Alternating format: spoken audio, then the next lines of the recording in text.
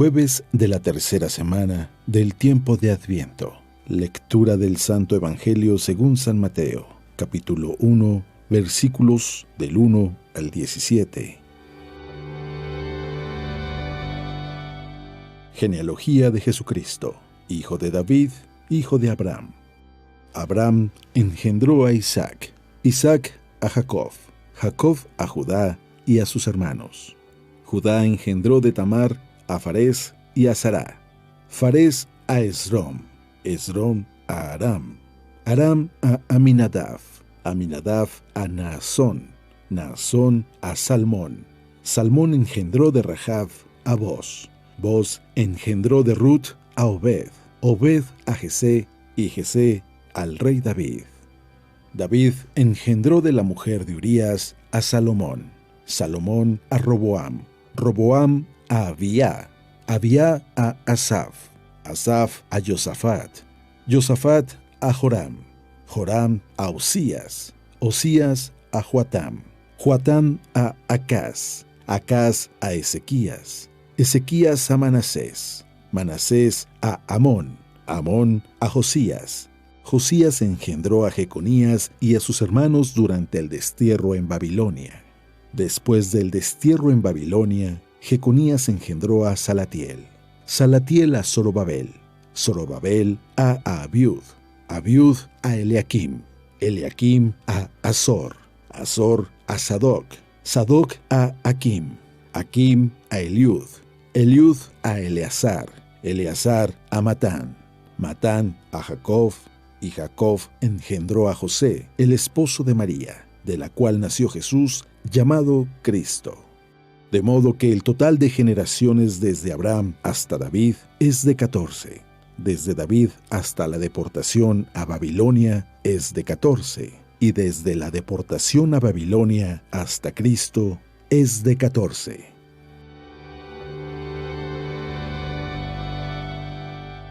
Palabra de Dios.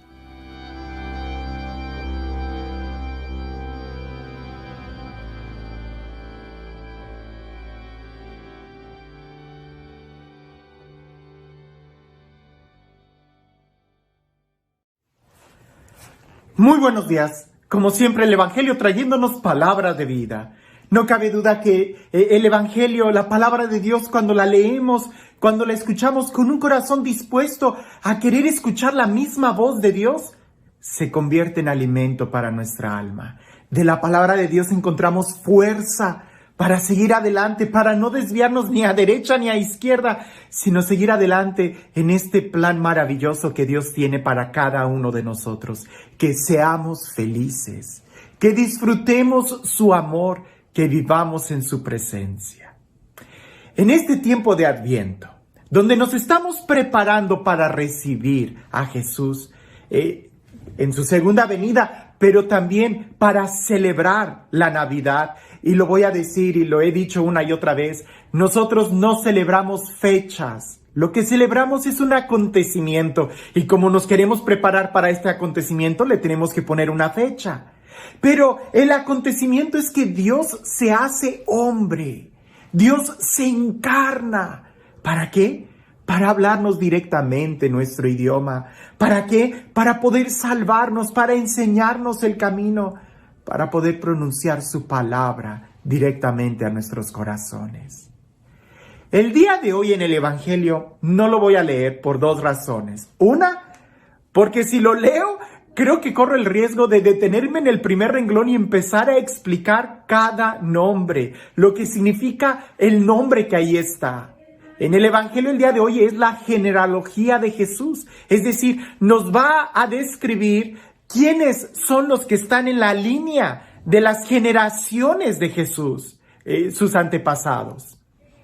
Y digo que me tardaría mucho y correría el peligro de detenerme, porque quizás si lo leemos rápido, lo vas a sentir que es un evangelio muy largo, o vas a sentir que no tiene sentido, que incluso son nombres tan raros que se dividen en generaciones y que puede ser, si no estás familiarizado con esos nombres, con la historia de la Biblia, puede ser que esos nombres no tengan mucho impacto para ti. Como cuando ves los nombres de tu propia historia, cuando empiezan a ver los álbumes de fotografías y te dicen, mira, este es tu tío, este es fulano de tal, él es el que vino. Tú dices, no, pues no lo conozco, se me hace aburrido. Pero cuando tú escuchas y conoces cada nombre de esa historia, se habla de un drama de la vida. Se habla de una historia de salvación donde hay todo. Hay personajes en esta línea que son y que fueron muy loables, personajes heroicos, santos. Pero también hay otros personajes que dejaron mucho que desear. Personajes que más bien parecía que iban arruinando la historia. Y fíjate bien, estamos hablando de la genealogía de Jesús. Estamos hablando de los antepasados de Jesús. Sabemos claramente que Jesús nunca cometió pecado. Incluso radicalmente, la carne que Jesús asume en su encarnación tampoco cometió pecado. Estamos hablando de la Inmaculada Concepción de María, porque era necesario que Jesús, sin cometer pecado, pudiera pagar por todos los pecadores. Era necesario que la carne que Jesús asumiera no tuviera pecado para que esta carne fuera la que soportara el castigo que a ti y a mí nos trae la paz. Pero eso no le quitó a Jesús el que la historia en la que Él se encarna había mucho pecado, había mucha traición, había mucha maldad, personajes muy buenos y personajes muy malos. Déjame lo digo en una caricatura. Si nosotros tuviéramos el álbum fotográfico de todos nuestros ancestros, es posible que tú quisieras quitar algunas fotografías o eliminar algunos nombres de decir, ay, ¿te acuerdas de este tío? ¿Te acuerdas de este momento? ¿Te acuerdas de que sucedió esto o aquello? Es muy posible que tú no quisieras recordar y que nadie supiera quiénes eran los que de tu historia, de tus familiares. Eso no sucede con Jesús. Incluso el evangelista los escribe. ¿Por qué? Porque es parte de la historia. Y podemos decir que lo que no se asume no se redime. Por eso es importante que en cierta manera tampoco nosotros eliminemos nada de nuestra historia, sino que podamos decir, es nuestra historia, es nuestra vida, es nuestra familia. Pero quiero llegar a otro punto más. Porque a veces nosotros malinterpretamos y pensamos que lo que hicieron nuestros familiares es nuestra culpa. Y no es así. O peor aún, que lo que hicieron nuestros padres o abuelos nos limita el día de hoy. Y tampoco eso es cierto. Es verdad que lo que hay en nuestra historia puede de una u otra manera tener influencia en nosotros. Eso sí es verdad.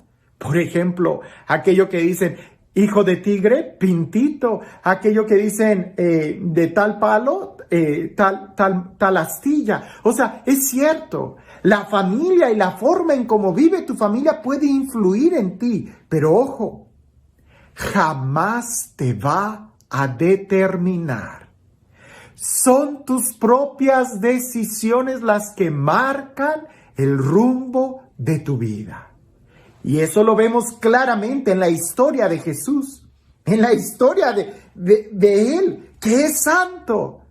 A pesar de que en su historia, de sus ancestros, hay luces y sombras, esas sombras no fueron capaces de opacar la luz que Él iba a mostrar. A pesar de que en la historia de la vida de Jesús, de los ancestros de Jesús, hay muchas limitaciones, traiciones, hay maldad, hay pecado, eso jamás limitó a Jesús.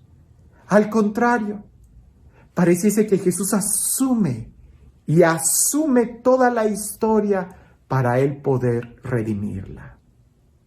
¿Cuántas veces no vienen conmigo personas y me dicen, Padre, es que cuando yo era niño, mis papás, mi papá, mi mamá abusó de mí, me golpearon, no me mostraron amor, no me mostraron cariño, y ahora por eso yo soy de esta manera, todo hosco, guardo tanto rencor? Ay, yo los dejo hablar y después les digo, respira profundo. Qué bueno que te das cuenta. Qué bueno que te das cuenta y eres capaz de asumir tu historia. Porque es triste cuando alguien quiere borrar de su historia algunas situaciones. No, qué bueno.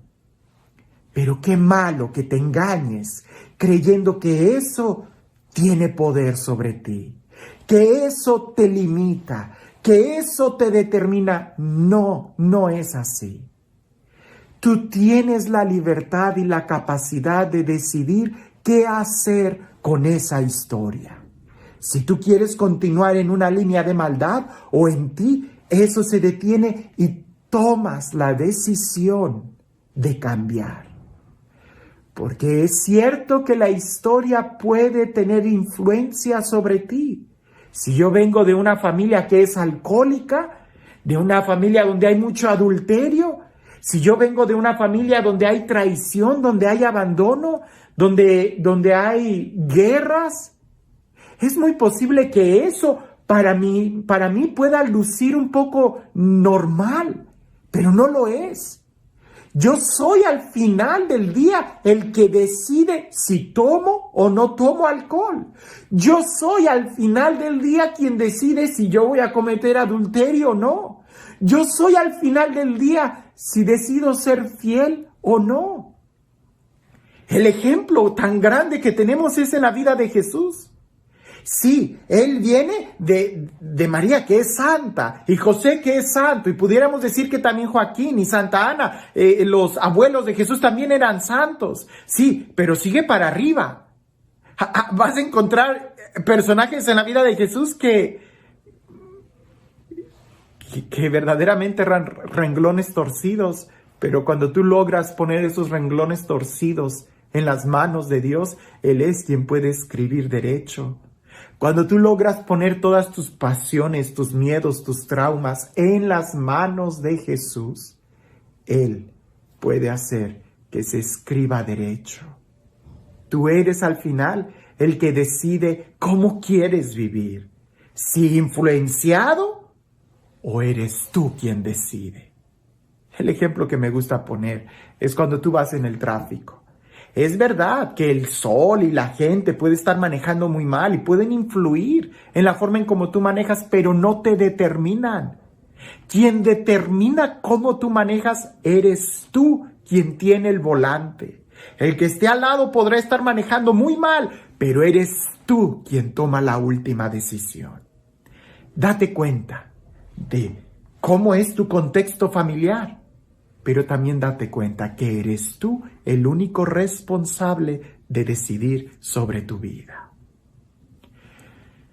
Y este Dios, el Dios del amor, el Dios de la vida, el Dios de la gracia, el Dios que nos enseña que sí es posible ser felices en un mundo en donde se cae a pedazos. El Dios que incluso nos enseña que es posible cambiar y transformar este mundo, cambiar nuestra historia por una historia mejor. Porque aún el último capítulo de nuestra vida todavía no se escribe y a nosotros nos toca ser los protagonistas y decidir con quién queremos vivir. Que sea pues con este Dios, el Dios que entre a nuestra historia también y nos enseñe a asumir y a redimir nuestra propia historia. Que sea Él quien el día de hoy te bendiga, en el nombre del Padre, del Hijo y del Espíritu Santo. Había un hombre que se quejaba mucho y en aquella analogía que dicen, pues es que esta es la cruz que te tocó tomar. Él decía, es que mi familia, ahora estoy cuidando a mi papá enfermo y ahora tengo también esto, y se quejaba tanto de que iba con el sacerdote y le decía, es que la cruz que me tocó es muy pesada. Yo veo que todos los demás son felices, pero esta cruz que me tocó es muy pesada. Y en un sueño, él tuvo este sueño que es tan revelador y que quizás nosotros pudiéramos aprender. Él tuvo un sueño donde entra a una tienda, está caminando él con su cruz y ve tienda de cruces. Y él se sorprende, entra y dice, ¿qué es todo esto? Y él dice, es que aquí es donde nosotros le damos la cruz a cada quien que va a tomar. Y él dice, pues a mí me tocó una muy pesada, yo no la quiero, ¿la puedo cambiar? Y el ángel que está en la puerta de la tienda le dice, seguro, déjala ahí y escoge la que tú quieras. Y aquel hombre empieza a caminar y ve una cruz grande de cristal con diamantes, con detalles de perlas preciosas. Y dice, wow, esa cruz es preciosa. Y donde apenas se acerca y la quiere tomar, le corta las manos. Y empieza a sangrar y dice, no, esa cruz es muy filosa, no puedo tomarla, muy bella, pero lastima. ¿De quién es? Y el ángel le dice, esa es la cruz que le tocó al Papa. Y él dice, no, el Papa es santo, yo no.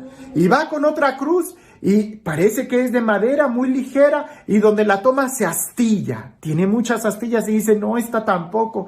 Y así va con cada cruz, una de bronce que termina siendo muy pesada. Otra que parece que es muy ligera, pareciese que fuera como algodón y dice, esta sí la cargo, pero cuando se moja se pone muy pesada. Y total, que al final agarra una cruz y dice, sí, yo creo que esta sí puedo cargarla. Entonces la voy a cambiar. Y se acerca al ángel y dice, me llevo esta.